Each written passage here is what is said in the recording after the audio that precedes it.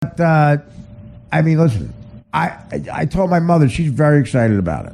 She thinks it's flattering, and the people are definitely fans. So I think it's a. Yeah, I know what you're saying, but I don't know. I got to make up my mind. That's the day you go back on Howard to promote. Oh my God, that would be unbelievable. Well, here's the thing. What's fascinating is, and they go, we have to talk to Howard. I go, he's not going to talk to you. They go, he's a decade of your life. It's all.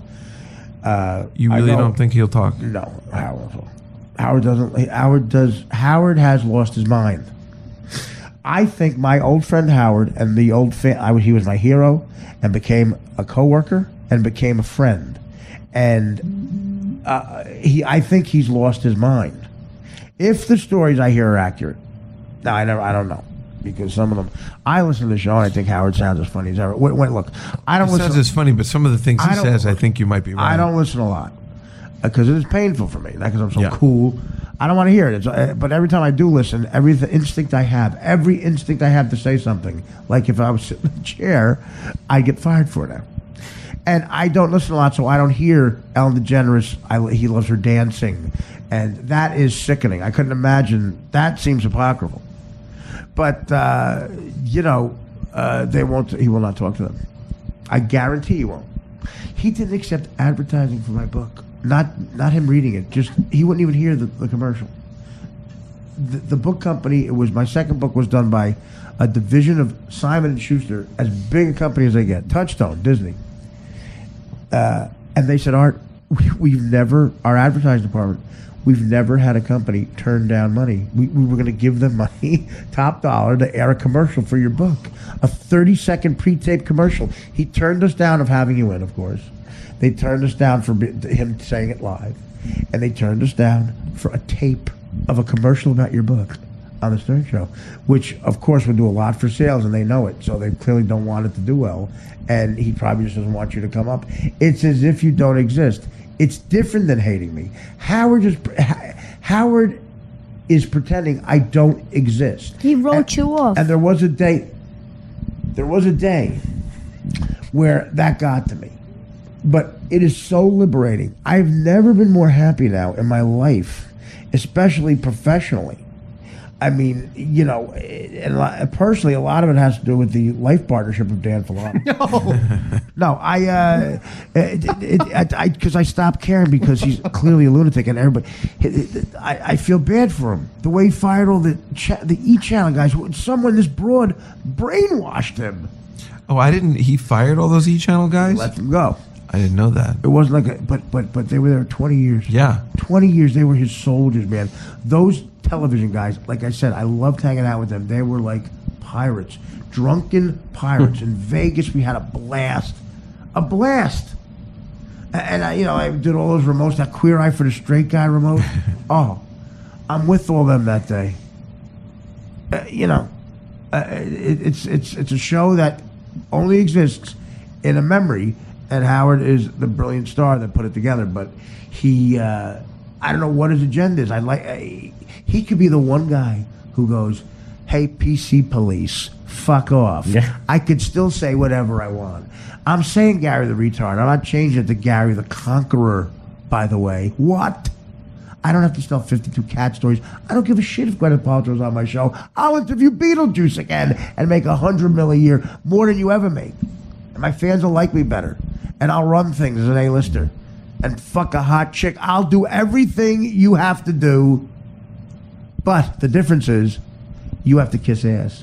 You have to say African American. I could say black guy. I'm Howard Stern. Instead, he does the PC thing voluntarily. Voluntarily.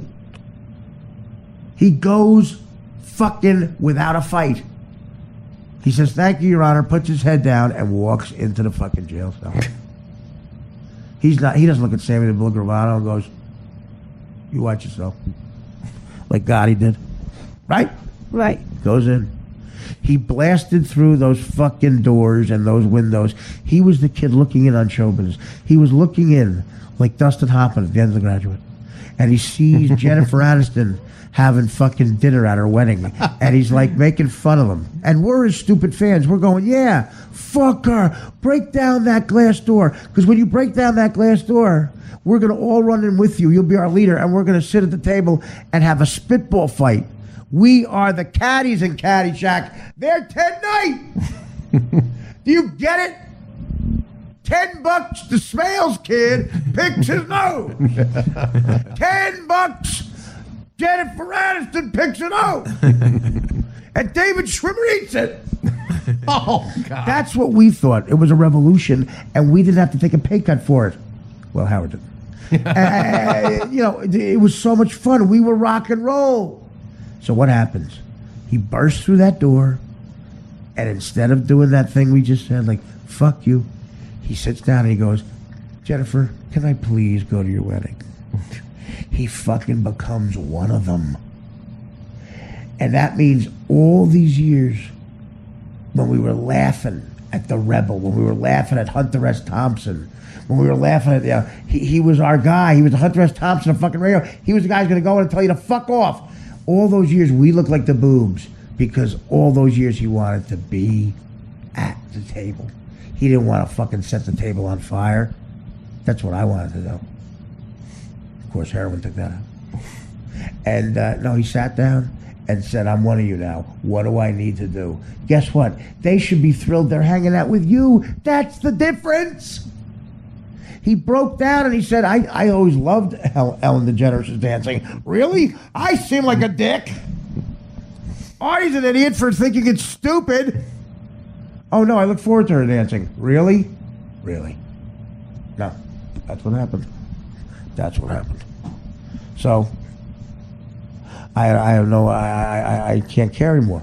I stopped caring. So that's why, in this documentary, when they say, will Howard talk? I have to say no. And they'll say, why? Because I'm not allowed at Jennifer Aniston's wedding.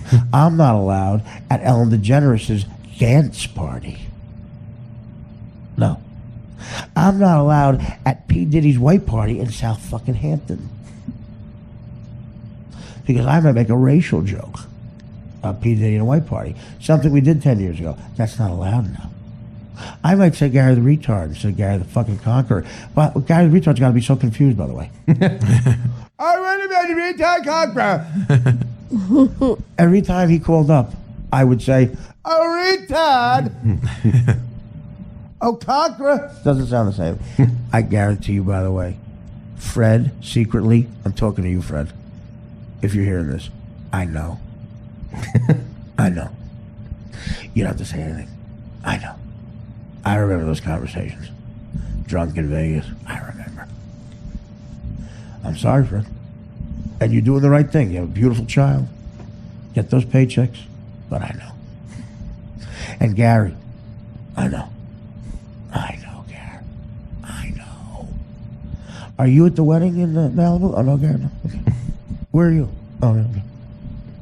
What about you, Fred? No, you're not at the wedding? Oh, okay. You're not allowed there. Okay, that's great. What about you, Scott? Did you? No, okay. Okay, that's great. Benji, of course not. No. You're not cool enough. You're not in the in crowd. He is now. So, no. The answer is no. He will not be speaking on the fucking documentary. And guess what? I'm over it.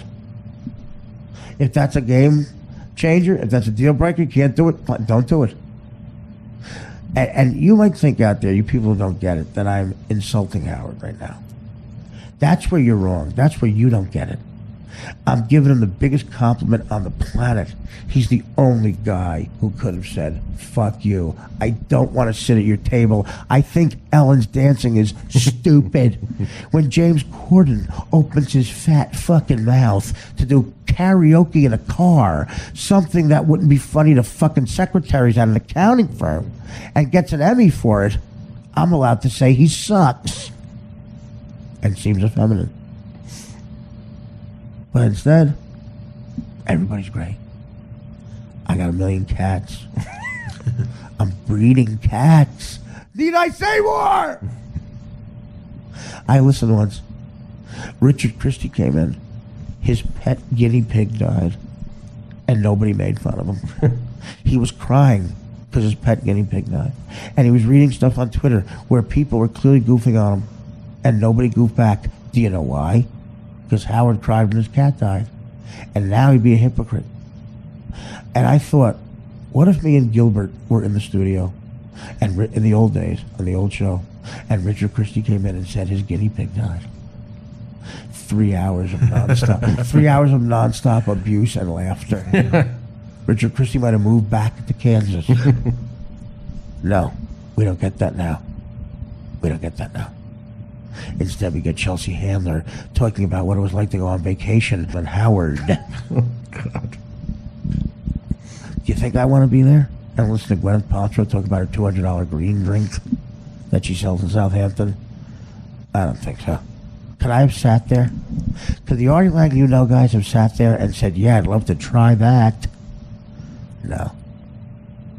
I would have fucking taken out my dick and took a leak on her. Oh, God.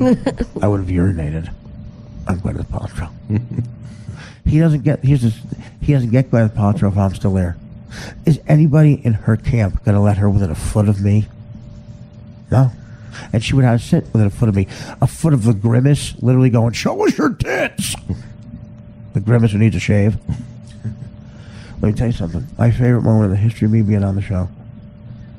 Kathy Griffin came on and was almost in tears, talking about how when she got nominated for an Emmy, she called her mom because her and her mother bonded when she was a child over the fact that one day she might win an Emmy. And as she's saying that, I'm on heroin and nodding off and snoring. Yeah, Howard, I told my mother.